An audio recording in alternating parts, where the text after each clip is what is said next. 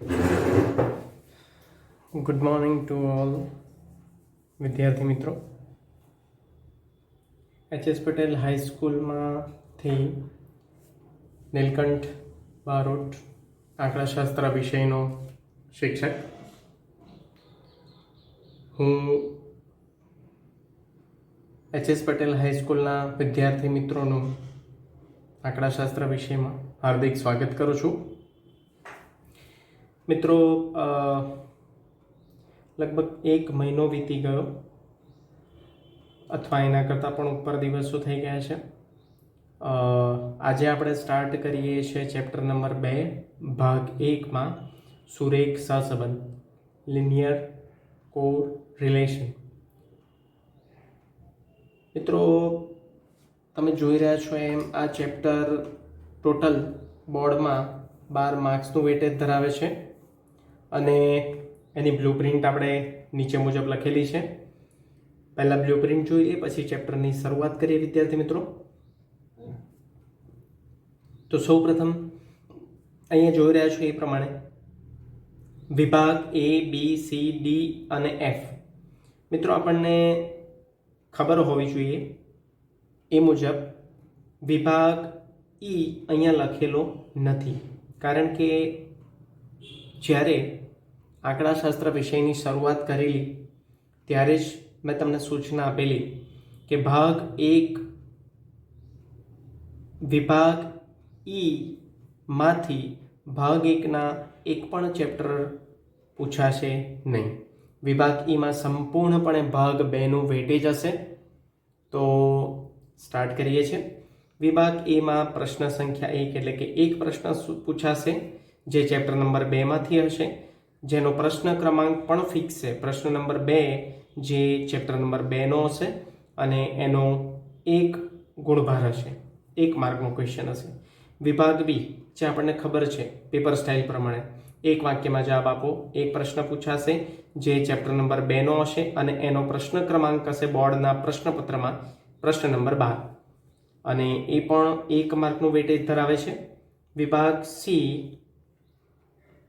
એક પ્રશ્ન પૂછાશે જે 2 માર્કનો હશે, જેનો પ્રશ્ન ક્રમાંક પ્રશ્ન નંબર 23 પર ચેપ્ટર નંબર 2 સુરેખ સહસંબંધમાંથી પૂછાશે જે 2 માર્કનું વેટેજ ધરાવે છે. વિભાગ D પ્રશ્ન સંખ્યા 1 જેનો પ્રશ્ન ક્રમાંક હશે પ્રશ્ન નંબર 32.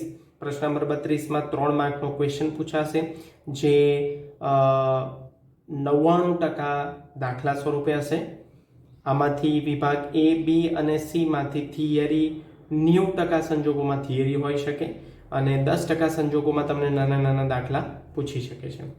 વિભાગ F માં કમ્પલસરીપણે 5 માર્કનો દાખલો જ હશે, એમાં થિયરી નહીં હોય, સંપૂર્ણપણે દાખલો હશે જે પ્રશ્ન નંબર 44 પર પૂછાય છે જે ચેપ્ટર નંબર 2 માંથી હોય છે.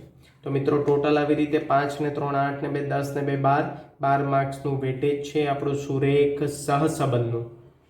તો મિત્રો, સ્ટાર્ટ કરીએ છીએ સુરેખ સહસંબંધ ચેપ્ટર નંબર 2.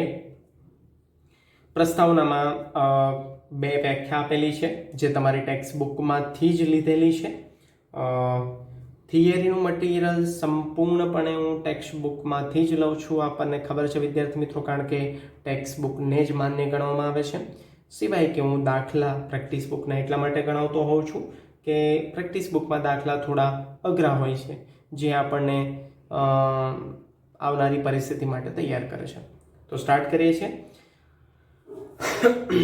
મિત્રો. સુરેખ સહસંબંધ એટલે કે લિનિયર કોરિલેશનને સમજવા માટે 2 ચલને સમજવા જરૂરી છે. 11મા ધોરણમાં આપણે સમજેલા છે કે ચલ 2 પ્રકારના હોય છે જેને આપણે જનરલી એક્સ અને વાય ચલ કહીએ છીએ. પણ ચલના પણ 2 પ્રકારો હોય છે અને એ પ્રમાણે એના વિતરણો બને છે. તો અહીંયા આપેલું છે એક ચલીય વિતરણ. તો એક ચલીય વિતરણ આપણે કોને કહીશું? તો એક ચલની માહિતી એકઠી કરી મેળવેલા તેના વિતરણને એક ચલીય વિતરણ કહે છે. તો ફરી વિદ્યાર્થી મિત્રો, એક ચલની માહિતી એકઠી કરી મેળવેલા તેના વિતરણને એક ચલીય વિતરણ કહે છે. ધારો કે અહીંયા ઉદાહરણ આપ્યા છે સમજવા માટે. કોઈ એક વિષયમાં વિદ્યાર્થીઓએ મેળવેલા ગુણ, ધારો કે સપોઝ સમજો કે અલગ અલગ વિદ્યાર્થીઓ છે રોલ નંબર 1 થી લઈને રોલ નંબર 50 સુધી, તો એને આપણે એક્સ વેરિયેબલ એવું કહેતા નથી, કારણ કે અહીંયા એક ચલની વાત કરી છે. જો તમે એક્સ અને વાય બે નામ આપશો, ધારો કે વિદ્યાર્થીના રોલ નંબરને તમે એક્સ નામ આપો અને ગણિતમાં આ બધા જ વિદ્યાર્થીઓએ મેળવેલા ગુણને તમે જો વાય નામ આપો તો એ દ્વિચલીય વિતરણ થઈ જાય છે. તો અહીંયા આપણે એ સંજોગોમાં જોવા નથી. અહીંયા હું વાત કરું છું કોઈક વિષયમાં વિદ્યાર્થીઓએ મેળવેલા ગુણ. તો 1 થી 50 રોલ નંબર હોય કોઈ એક વર્ગમાં, ધારો કે 11 કોમર્સમાં બ વિભાગમાં 1 થી 50 રોલ નંબરના વિદ્યાર્થીઓએ આંકડાશાસ્ત્ર વિષયમાં મેળવેલા ગુણ, તો એ થયું એક ચલીય વિતરણ. કારણ કે એમાં ફક્ત આંકડાશાસ્ત્ર વિષયમાં મેળવેલા ગુણની વાત કરી છે. વિદ્યાર્થીના રોલ નંબર એ કોઈ ચલ નથી ગણાતો, એ તો એક સિરિયલ નંબર ગણાય છે, અનુક્રમ નંબર ગણાય છે. બરાબર છે. તો આંકડાશાસ્ત્ર વિષયમાં રોલ નંબર 1 થી 50 ધોરણ 11 કોમર્સ બ વિભાગના વિદ્યાર્થીઓએ આંકડાશાસ્ત્ર વિષયમાં 50 માર્ક્સની એક્ઝામમાં મેળવેલા ગુણ, તો એ થયું આપણું એક ચલીય વિતરણ. મિત્રો, કેટલાક સંજોગોમાં આ બે વ્યાખ્યાનો મતભેદ સમજવો ખૂબ જ જરૂરી છે, કારણ કે કેટલીક વાર મેં હમણાં અગાઉ તમને કીધું ને, કેટલીક વાર આપણે રોલ નંબરને પણ ચલ ગણીએ છીએ, તો રોલ નંબરને ચલ ગણાતો નથી, કારણ કે એ એક સિરિયલ નંબર છે ઓળખાણ માટેનો. કોઈ કંપની, બીજું ઉદાહરણ છે, કોઈ કંપનીમાં કામ કરતા વ્યક્તિઓની માસિક આવક. કોઈ કંપનીમાં કામ કરતા વ્યક્તિઓની માસિક આવક એટલે સપોઝ સમજી લો, આપણે કોઈ કંપનીનું ઉદાહરણ લઈએ કે રિલાયન્સ ઇન્ડસ્ટ્રીઝ લિમિટેડ, જે આપણા વડોદરામાં સ્થિત છે નંદેસરી વિભાગમાં. તો કોઈ કંપનીમાં કામ કરતા વ્યક્તિઓની માસિક આવક એટલે અહીંયા રિલાયન્સ કંપનીમાં ધારો કે 2000 એમ્પ્લોય હોય, તો દરેક એમ્પ્લોયનો એક એમ્પ્લોય કોડ હોય, તો એ એમ્પ્લોયને આપણે સિરિયલ નંબર આપી દઈએ કે 1 થી લઈને, ધારો કે આપણે 2000 કર્મચારીમાંથી ફક્ત 10 કર્મચારીઓને ધ્યાનમાં લઈએ, 10 કર્મચારીઓને, તો આપણે અલગ 10 કર્મચારીઓને અલગ જૂથમાં ફાળવી દઈએ કે ભાઈ મેનેજરનો પગાર કેટલો, પ્યુનનો પગાર કેટલો, પછી સુપરવાઇઝરનો પગાર કેટલો, પછી ઓપરેટરનો પગાર કેટલો, સિનિયર ઓપરેટરનો પગાર કેટલો, જનરલ મેનેજરનો પગાર કેટલો, પ્લાન્ટ ઓપરેટરનો પગાર કેટલો. તો એ બધા શું થયા? અલગ પોસ્ટ ધરાવતી વ્યક્તિઓ થઈ. એને આપણે એક્સ વેરિયેબલ કહેતા નથી, પણ એ વ્યક્તિઓની જે માસિક આવક છે, મંથલી ઇન્કમ, એને આપણે કહીએ છીએ એક્સ વેરિયેબલ. તો અહીંયા પણ કોઈ કંપનીમાં કામ કરતા વ્યક્તિઓની માસિક આવક.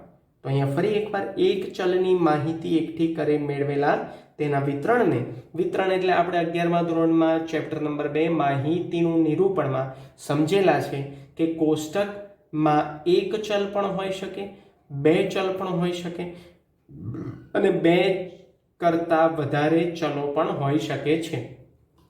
હવે આપણે સમજીશું દ્વિચલ વિતરણ. એની વ્યાખ્યા આપેલી છે. કોઈ એકમના બે જુદા અંડરલાઈન કરવા જેવું છે, બે જુદા લક્ષણોની, અહીંયા તમને એક ચલીય વિતરણમાં એક જ લક્ષણ જોવા મળે છે. ધારો કે કર્મચારીઓની માસિક આવક, તો માસિક આવક એ લક્ષણ છે. મેળવેલા ગુણ, વિદ્યાર્થીઓએ મેળવેલા ગુણ, તો મેળવેલા ગુણ જે છે એ એક જ લક્ષણ છે. રોલ નંબર એ કોઈ લક્ષણમાં નથી આવતું.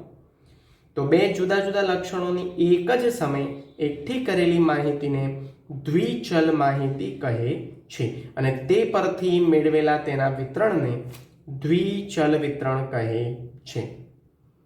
તો મિત્રો, દ્વિચલ માહિતી કહે છે અને તે પરથી મેળવેલા વિતરણને દ્વિચલ વિતરણ કહે છે.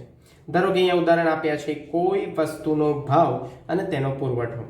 એટલે કોઈ એક વસ્તુ, ધારો કે સપોઝ સમજી લો, આપણે અલગ વર્ષ લઈએ, 1996 થી 2000 સુધીના વર્ષ, 1996, 97, 98, 99 અને 2000, 5 વર્ષ ટોટલ થયા. આ 5 વર્ષના ડેટા આપણે કલેક્ટ કર્યા છે મગફળીનો ભાવ અને એનો પુરવઠો. મગફળીનો ભાવ અને એનો પુરવઠો. તો તમને ખબર છે વિદ્યાર્થી મિત્રો મગફળીનો ભાવ એ એક ચલ થયો અને મગફળીનો જે પુરવઠો છે એ બીજું ચલ થયું. તો આ બંને ચલો પરસ્પર એકબીજા જોડે સંકળાયેલા છે કોઈક ને કોઈક રિલેશનથી. તો મિત્રો આ ભાવ અને પુરવઠો એકબીજા જોડે સંકળાયેલા છે કોઈક ને કોઈક સંબંધથી, બરાબર છે.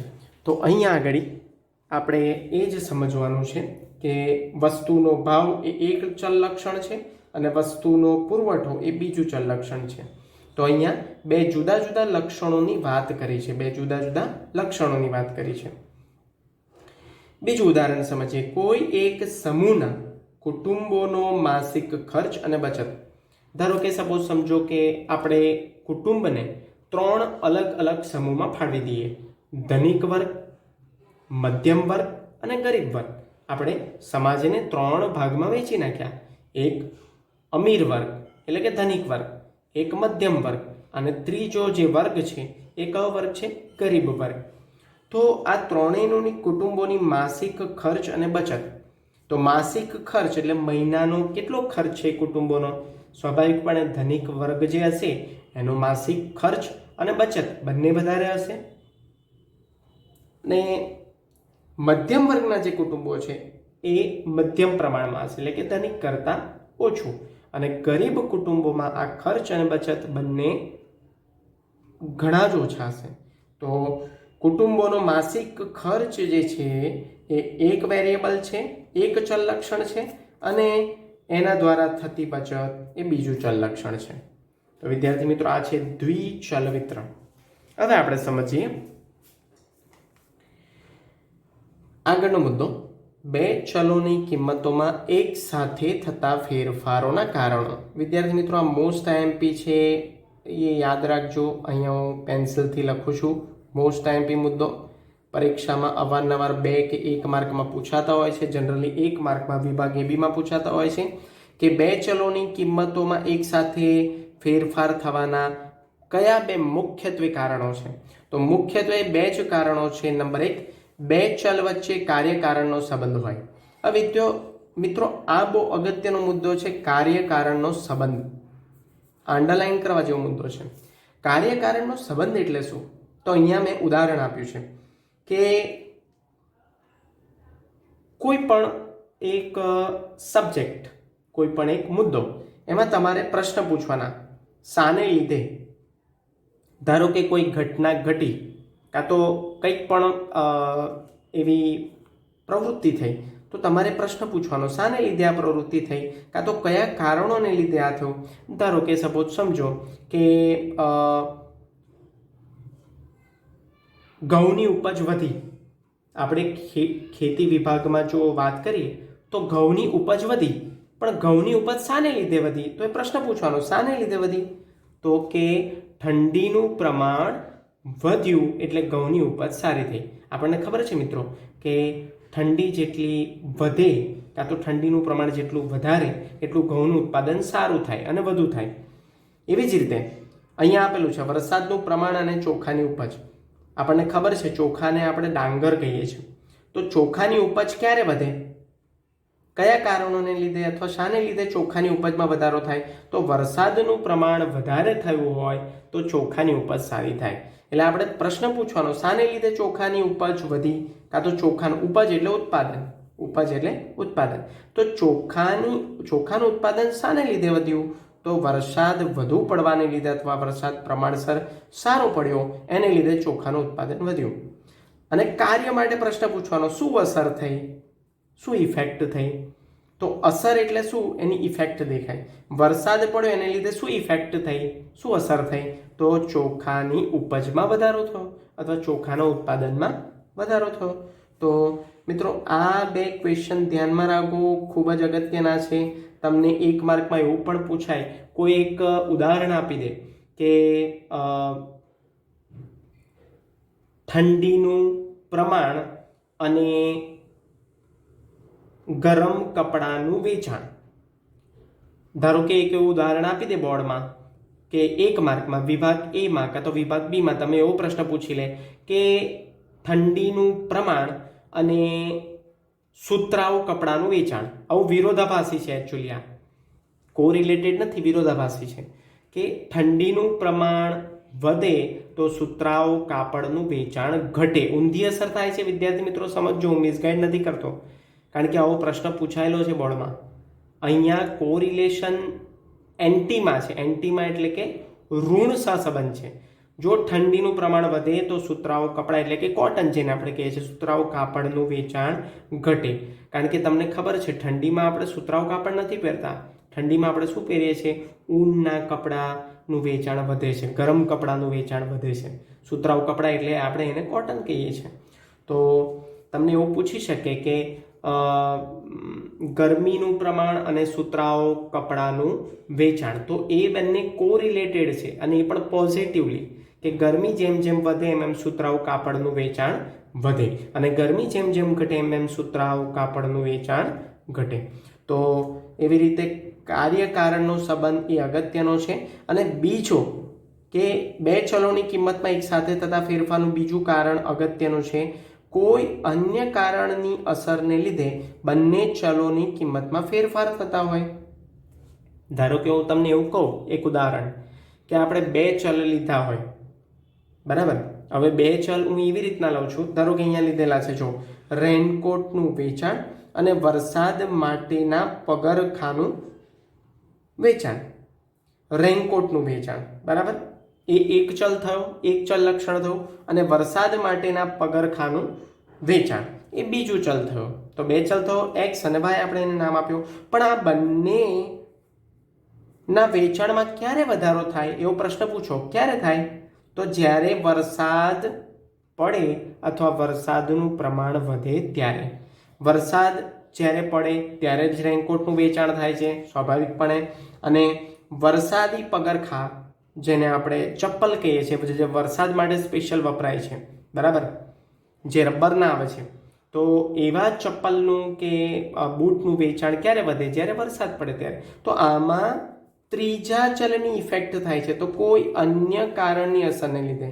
એટલે વરસાદ પડવાથી રેનકોટનું વેચાણ પણ વધે છે, અને એના જે વરસાદી જે પગરખા છે એનું પણ વેચાણ વધે છે. તો આ બે યાદ રાખજો. બે ચલ વચ્ચે કાર્યકારણનો સંબંધ અવશ્ય હોવો જોઈએ, તો જ એ સહસંબંધ ગણાય છે. અને બીજું, કોઈ અન્ય કારણની અસરને લીધે, તો આપણે એને પરોક્ષ સંબંધ કહીએ છીએ. કાં તો કાર્યકારણનો જે સંબંધ છે એ બે રીતનો હોય છે, જે અહીંયા જોઈએ છે આપણે. જો આગળનો મુદ્દો, કાર્યકારણનો સંબંધ બે રીતનો હોય છે. એક પ્રત્યક્ષ, વરસાદનું પ્રમાણ વધે તો રેનકોટનું વેચાણ વધે, સીધો સંબંધ છે. વરસાદનું પ્રમાણ ઘટે તો રેનકોટનું વેચાણ ઘટે, બરાબર. વરસાદ જેમ વધુ એમ રેનકોટનું વેચાણ વધુ. વરસાદ જો ઓછો પડે, સિઝનલ વરસાદ, તો રેનકોટનું વેચાણ પણ ઘટે છે, છત્રીનું વેચાણ પણ ઘટે છે. અને પરોક્ષ સંબંધ એટલે ત્રીજા ચલને કારણે બંને ચલોની ઇફેક્ટ થતી હોય, જેમ આપણે સમજીએ એમ રેનકોટનું વેચાણ, વરસાદ માટેના પગરખાનું વેચાણ. આગળ જોઈએ મિત્રો, સહસંબંધની વ્યાખ્યા. જો બહુ જ અગત્યની વ્યાખ્યા છે, મોસ્ટ આઈએમપી. આ જે મોસ્ટ આઈએમપી લખું છું એ આપણે કંઠસ્થ કરવાનું છે. જો બે ચલોની કિંમતમાં પ્રત્યક્ષ, અંડરલાઈન કરું છું, કે પરોક્ષ કાર્યકારણને લીધે, આ શબ્દ આવો જ જોઈએ આપણી વ્યાખ્યામાં. જો બે ચલોની કિંમતોમાં, એટલે અહીંયા બે ચલો હોવા જરૂરી છે તો જ એ કોરિલેશન બને છે. જો એક ચલની વાત કરી હોય તો એ કોરિલેશન સ્થાપિત થતો નથી. એટલે બે ચલોની કિંમતોમાં પ્રત્યક્ષ કે પરોક્ષ કાર્યકારણને લીધે એક સાથે ફેરફાર થતા હોય તો તે બે ચલ વચ્ચે સહસંબંધ છે તેમ કહેવાય, બરાબર. શું અગત્યના છે શબ્દો? તો જો પ્રત્યક્ષ કે પરોક્ષ કાર્યકારણને લીધે એક સાથે ફેરફાર થતા હોય, અલગ અલગ સમયમાં નહીં.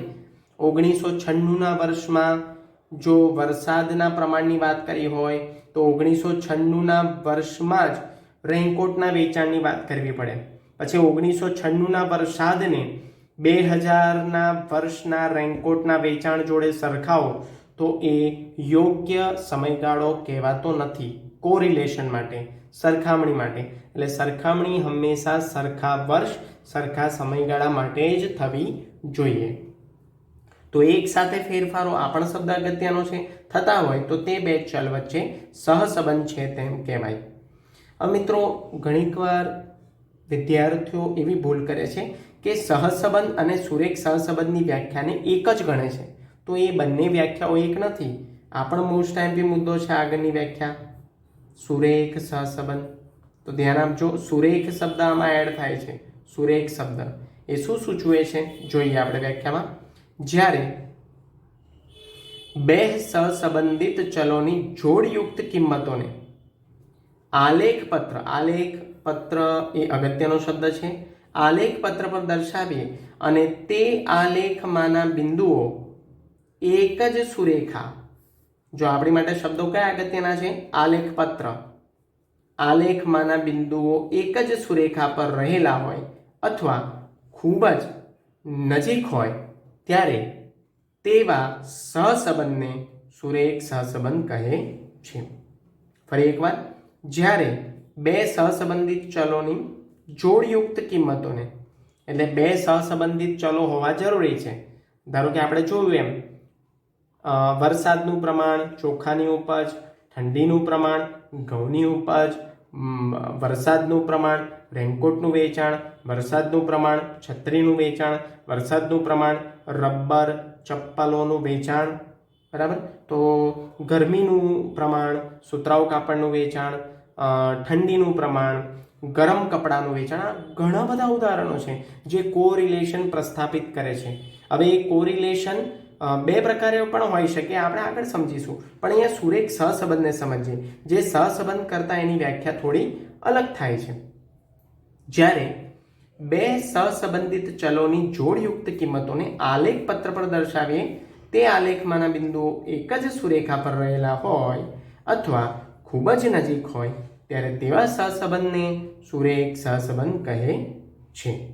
તો આ થઈ સુરેખ સહસંબંધની વ્યાખ્યા. 3 મુદ્દા અંડરલાઈન કરવા જેવા: આલેખમાંના બિંદુઓ, આલેખ પત્ર પર, એક જ સુરેખા, ખૂબ જ નજીક.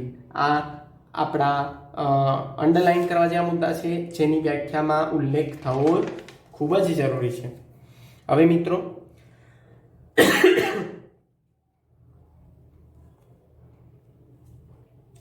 સહસંબંધના પ્રકાર સમજીએ. Types of correlation. તો સહસંબંધના મુખ્યત્વે બે જ પ્રકાર છે વિદ્યાર્થી મિત્રો. આમ ઘણા બધા પ્રકાર પડે છે. ધન સહસંબંધમાં પાછા 3 થી વધુ પ્રકાર પડે છે. ઋણ સહસંબંધમાં પાછા 3 થી વધારે પ્રકાર પડે છે. પણ સહસંબંધના પ્રકાર મુખ્યત્વે બે જ છે. નંબર 1 ધન સહસંબંધ, જેને આપણે ઇંગ્લિશમાં એવું લખી શકીએ પોઝિટિવ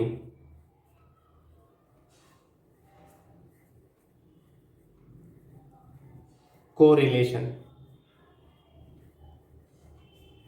પોઝિટિવ કોરિલેશન એની વ્યાખ્યા જોઈએ વિદ્યાર્થી મિત્રો. જ્યારે બંને સહસંબંધિત ચલોની કિંમતોમાં થતા ફેરફારો એક જ દિશામાં, આ મુદ્દો આપણી માટે અગત્યનો છે, મેં અંડરલાઈન કર્યો છે. જો વિદ્યાર્થી મિત્રો, એક જ દિશામાં, જ્યારે બંને સહસંબંધિત ચલોની કિંમતોમાં થતા ફેરફારો એક જ દિશામાં થતા હોય ત્યારે તે બે ચલ વચ્ચે ધન સહસંબંધ છે તેમ કહેવાય. ધન સહસંબંધનો મતલબ એવો છે કે સપોઝ આપણે એક્ઝામ્પલ લઈએ કે વસ્તુનો ભાવ અને તેનો પુરવઠો. તમને ખબર છે મિત્રો કે માર્કેટમાં કોનો પુરવઠો વધારે હોય?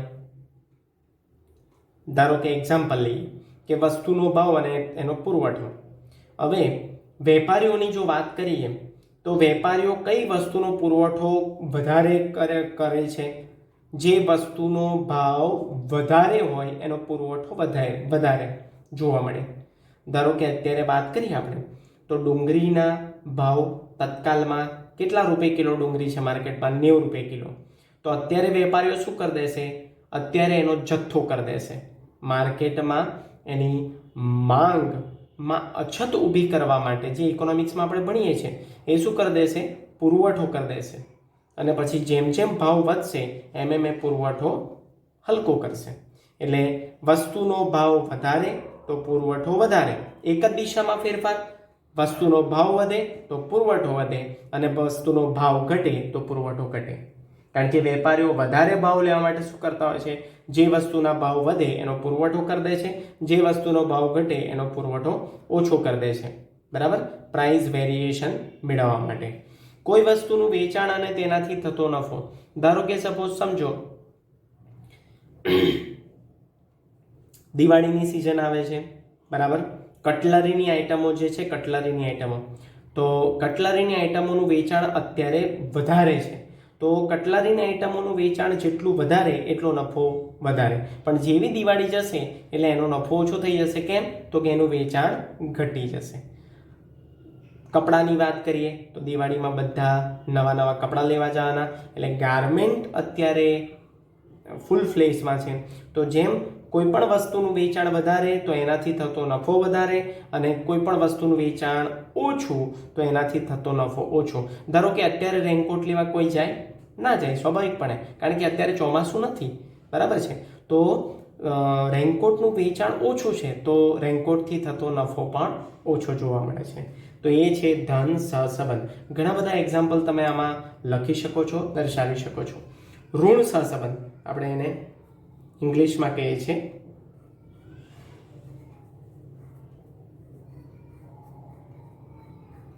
નેગેટિવ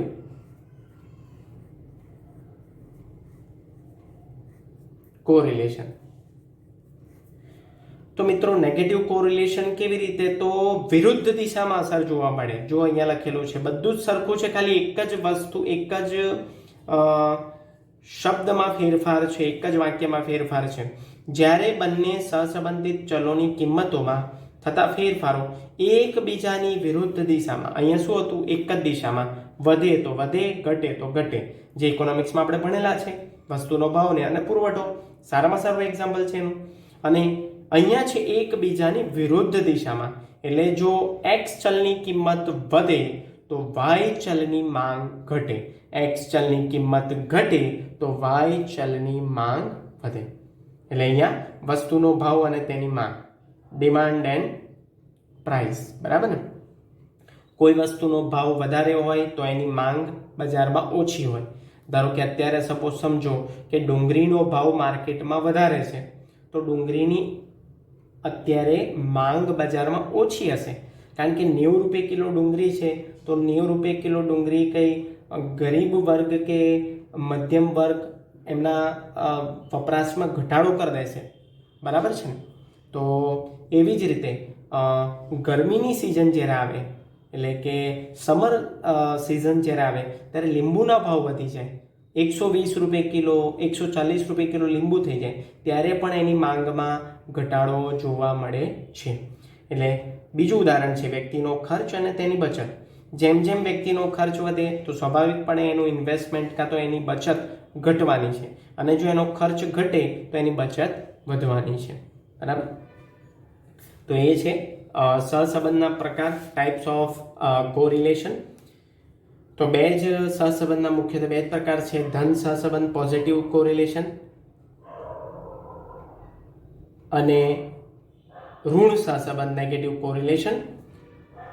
સહસંબંધની વ્યાખ્યા જોઈએ મિત્રો, તો સહસંબંધની વ્યાખ્યા અહીં આપેલી છે. બે ચલ વચ્ચેના સુરેખ સહસંબંધની ઘનિષ્ઠતાના માપને, હવે તમે એવું કહેશો મિત્રો કે સહસંબંધની વ્યાખ્યા, સુરેખ સહસંબંધની વ્યાખ્યા, સહસંબંધાંકની વ્યાખ્યા, બધી વ્યાખ્યાઓ અલગ અલગ છે. આની વચ્ચે થોડો વેરિએશન છે, જો ધ્યાનથી. આમાં શું કીધું? બે ચલ વચ્ચેના સુરેખ સહસંબંધની ઘનિષ્ઠતા, અંડરલાઈન કરું છું, ઘનિષ્ઠતાના માપને. એટલે હવે જે આપણે દાખલા ગણવાના છે, આવનારા લેક્ચરમાં જે આપણે દાખલા ગણીશું, એ શું દર્શાવે છે? ઘનિષ્ઠતાનું માપ. અને એ ઘનિષ્ઠતાના માપને આપણે કહીએ છીએ સહસંબંધાંક, અને એને આપણે સંકેતમાં આર વડે દર્શાવીએ છીએ, સ્મોલ આર. ધ્યાન રાખજો, કેપિટલ આર નહીં. કેપિટલ આર નો મતલબ થાય છે, જે તમે ચેપ્ટર નંબર 3 માં ભણેલા છો, સુરેખ નિયત સંબંધમાં. કેપિટલ આર ને આપણે શું કહીએ છીએ? વિશ્વસનીયતાનો આ કેપિટલ આર સ્ક્વેરને. બરાબર? કેપિટલ આર અને સ્મોલ આરમાં એક જ ડિફરન્સ છે. કેપિટલ આર એ સમષ્ટિનો, સહસંબંધનો આંક કહેવામાં આવે છે અને સ્મોલ આરને આપણે નિદર્શના એકમોનો સહસંબંધાંક કહીએ છીએ. અહીંયા આપણે નિદર્શ લઈએ છીએ, સમષ્ટિની વાત કરતા નથી. તો અહીંયા સ્મોલ આર વડે દર્શાવાય છે. કોણે? સહસંબંધાંકને સંકેતમાં સ્મોલ આર વડે દર્શાવે છે, અહીંયા દર્શાવ્યું છે.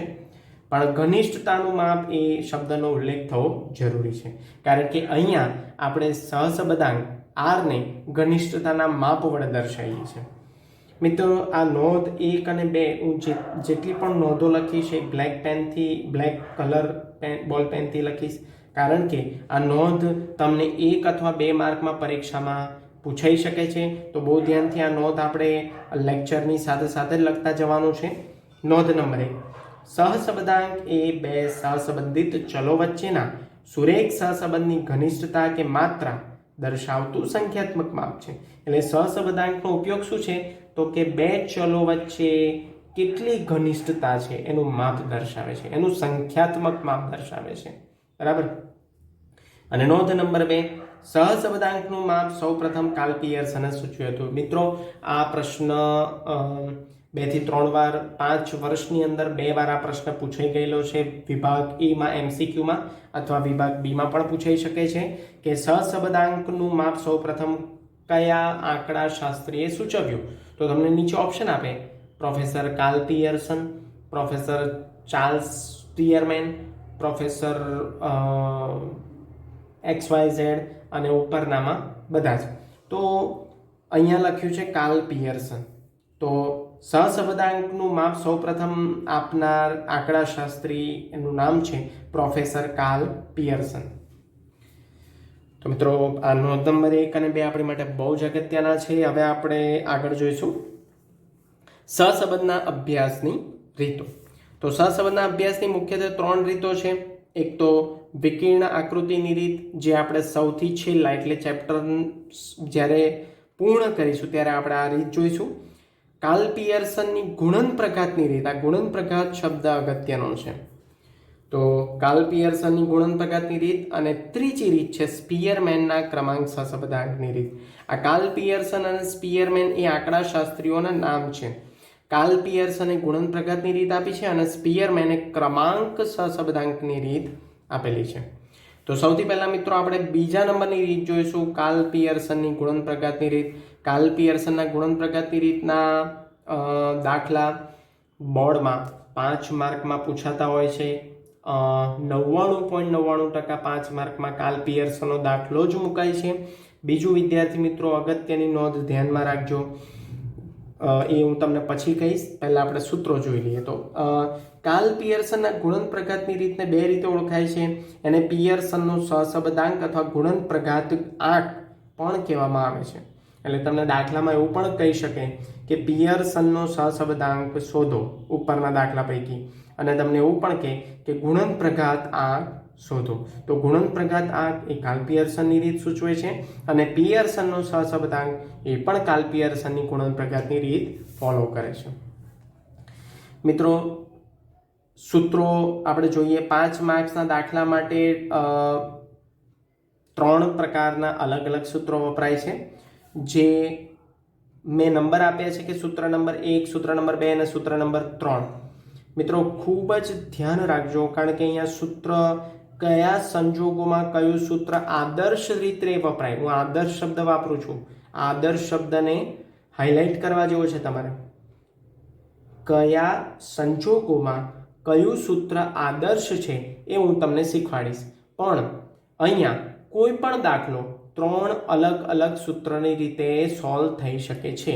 તમને જે સૂત્ર યાદ રહ્યું, જે સૂત્ર ફાવે એ સૂત્રની રીતે તમે દાખલો સોલ્વ કરી શકો છો. ફરી કહું છું વિદ્યાર્થી મિત્રો, આદર્શ સૂત્ર એ હું પરિસ્થિતિને અનુરૂપ સમજાવીશ તમને, પણ સહસંબંધાંકના જે 5 માર્કના દાખલા વિભાગ Fમાં પૂછાય છે એ દાખલા 3 સૂત્રની રીતે, કોઈ પણ સૂત્રની રીતે તમે સોલ્વ કરી શકો છો.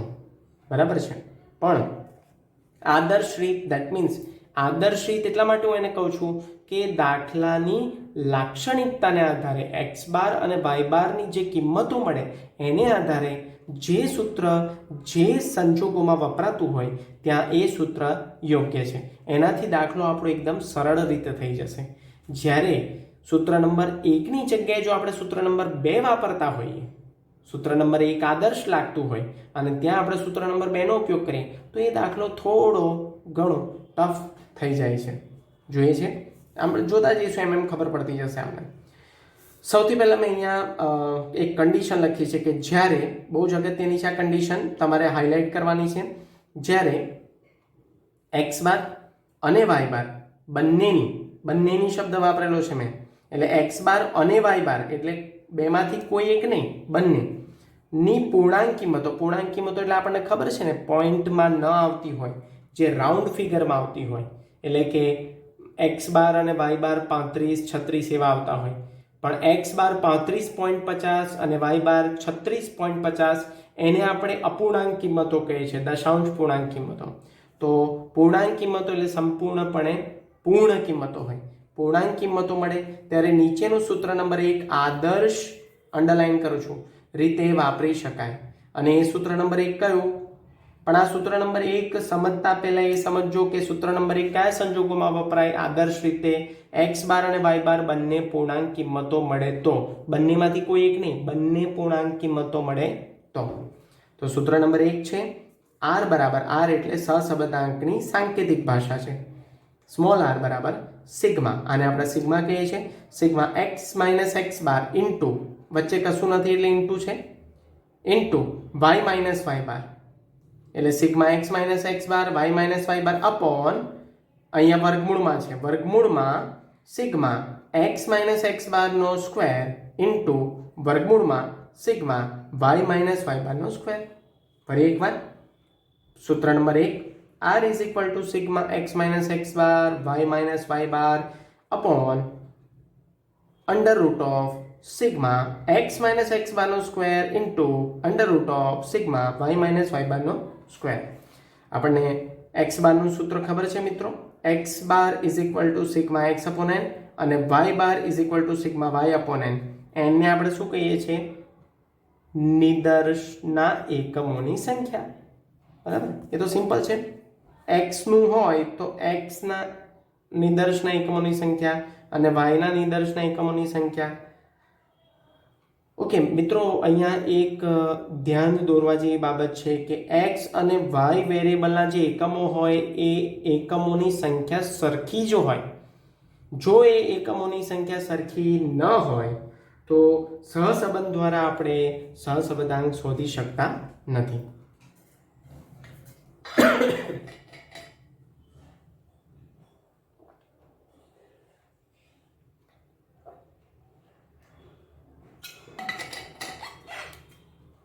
તો આપણું પહેલું સૂત્ર કયા સંજોગોમાં વપરાય એ તમે જોયું. હવે બીજું સૂત્ર કયા સંજોગોમાં વપરાય તો એ બહુ ધ્યાન રાખવા જેવી બાબત છે, બહુ જ ધ્યાન રાખજો. જ્યારે એક્સ બાર અથવા વાય બાર, અને નથી લખ્યું મેં, એક્સ બાર અથવા વાય બાર બંનેમાંથી કોઈ એકની કિંમત અપૂર્ણાંક મળે ત્યારે નીચેનું સૂત્ર નંબર 2 આદર્શ રીતે વાપરી શકાય છે. એટલે ધારો કે એક્સ બાર આપણને પૂર્ણાંક કિંમત મળી 35, પણ વાય બારની કિંમત 36.50 મળી. ફરી એકવાર ધ્યાન દોરું છું, એક્સ બારની કિંમત 35 મળી પણ વાય બારની કિંમત આપણને મળી 36.50. તો અહીંયા એક્સ બારની કિંમત પૂર્ણાંક છે પણ વાય બારની કિંમત અપૂર્ણાંક છે, 36.50 દશાંશ પૂર્ણાંક કિંમત છે. તો એવા સંજોગોમાં આદર્શ શબ્દ હું ખાસ વાપરું છું. આદર્શ સૂત્ર કયું વપરાય તો સૂત્ર નંબર 2. તો સૂત્ર નંબર 2 શું છે જોઈએ? r is equal to n, અહીંયા n લાગુ પડે છે, n into sigma xy minus sigma x into આ મીંડું છે, that means આ into છે, ડોટ છે, એટલે sigma x into sigma y upon under root of n into sigma x square minus sigma x નો whole square. Sigma x square minus sigma x નો whole square બંનેમાં difference છે. જ્યારે આપણે આ કોષ્ટક તૈયાર કરીશું તો આ બંનેમાં બહુ ડિફરન્સ હશે. n into sigma x square minus sigma x નો whole square into under root of n into sigma y square minus sigma વાયનો હોલ સ્ક્વેર. તો આ છે આપણું સૂત્ર નંબર 2. કયા સંજોગોમાં વપરાય? એક્સ બાર અથવા શબ્દ પર ભાર મૂકું છું, એક્સ બાર અથવા વાય બાર બંનેમાંથી કોઈ એક કિંમત જ્યારે અપૂર્ણાંક મળે ત્યારે આ સૂત્ર આપણે વાપરી શકીએ છીએ. મિત્રો હવે ત્રીજું આપણું સૂત્ર છે એ બહુ જ અગત્યનું છે મિત્રો, ધ્યાન રાખજો. ત્રીજું સૂત્ર કયા સંજોગોમાં વાપરી શકાય? તો અહીંયા લખેલું છે એની કન્ડિશન, જ્યારે એક્સ ચલની અથવા શબ્દ વાપરેલો છે, વાય ચલની કિંમતો ખૂબ જ મોટી હોય. એટલે મેં અહીંયા મારી રીતે લખ્યું છે કે ઉદાહરણ તરીકે 25 કે 50 કરતાં મોટી, ત્યારે નીચેનું સૂત્ર નંબર 3 આદર્શ રીતે વાપરી શકાય છે. ધારો કે તમને એટલી મોટી કિંમતો આપી હોય જે 50 કરતાં વધારે હોય. હવે સપોઝ સમજો કે 50 × 50 કરીએ તો 2500 થાય. તો એવા સંજોગોમાં તમે આ સૂત્ર નંબર 3 વાપરી શકો છો. પણ આદર્શ રીતની વાત કરી, બાકી તો ગમે તે જગ્યાએ ગમે તે સૂત્ર વાપરી શકાય છે મિત્રો. તમારો આન્સર આવશે જ અને હું તમને દેખાડીશ અહીંયા દાખલો ગણીને. ફરી એકવાર, સૂત્ર નંબર 3 ક્યારે વપરાય? તો જ્યારે એક્સ ચલની અથવા વાય ચલની કિંમતો ખૂબ જ મોટી, ઉદાહરણ તરીકે 25 કે 50 કરતાં મોટી હોય, ત્યારે નીચેનું સૂત્ર નંબર 3 આદર્શ રીતના વાપરી શકાય છે. 25 કે 50 કરતાં મોટી હોય. અને એ સૂત્ર નંબર 3 છે મિત્રો, R = n into sigma u v minus sigma u into sigma v upon under root of n into sigma u square minus sigma યુનો whole square into under root of n into sigma v square minus sigma વીનો whole square. મિત્રો chapter number 3 સુરેખ નિયત સંબંધમાં આ આપણે સૂત્ર જોયેલું છે. એમાં થોડું અલગ રીતના હતું. એમાં વીને ધ્યાનમાં લેવામાં આવતો નહોતો, ખાલી યુને ધ્યાનમાં લેવામાં આવતો હતો છેદમાં, જ્યારે અહીંયા વીને પણ ધ્યાનમાં લેવામાં આવે છે. કારણ કે એ વાયની એક્સ પરની નિયત સંબંધ રેખા હતી, જ્યારે અહીંયા સહસંબંધાંક છે. બરાબર છે? તો યુ નો મતલબ બે રીતના થાય છે. યુના બે પ્રકારના સૂત્રો છે કે યુ = x - a અને કેપિટલ એને આપણે શું કહીએ છીએ? ધારેલું મધ્યક એક્સ ચલમાંથી. અને યુનું બીજું સૂત્ર પણ લાગુ પડે છે કે you = x - a upon cx. cx ને આપણે શું કહીએ છીએ? Cycle of variable x. જ્યારે તમને એવું લાગતું હોય કે આ કોઈ એક સંખ્યા વડે નિશેષ ભાગી શકાય છે, તો ત્યાં તમે ડેટાને નાના કરવા માટે કાં તો તમારા એક્સ ચલની જે કિંમતો છે એને નાનું સ્વરૂપ આપવા માટે, મોટામાંથી નાનામાં પરિવર્તિત કરવા માટે આ cx અને cy જનરલી વપરાતું હોય છે. તમે ન વાપરો તો પણ ચાલે, તો પણ તમારો જવાબ આવે. અને v = y - b. b ને આપણે શું કહીએ છીએ? ધારેલો મધ્યક y ચલમાંથી. અને એનું બીજું સૂત્ર પણ છે v = y - b upon cy. અને cy એને આપણે કહીએ છીએ સાયકલ ઓફ વેરિયેબલ y. તો મિત્રો હવે આપણે દાખલા નંબર 1 સ્ટાર્ટ કરીએ છીએ. તમે અત્યાર સુધી જે જોયું એ તમારું થિયરી પોર્શન હતું. હવે આપણે આગળ દાખલા શીખીશું. સેશન નંબર 2માં આપણે દાખલા જોવાના છે. વિદ્યાર્થી મિત્રો, થેન્ક યુ સો મચ.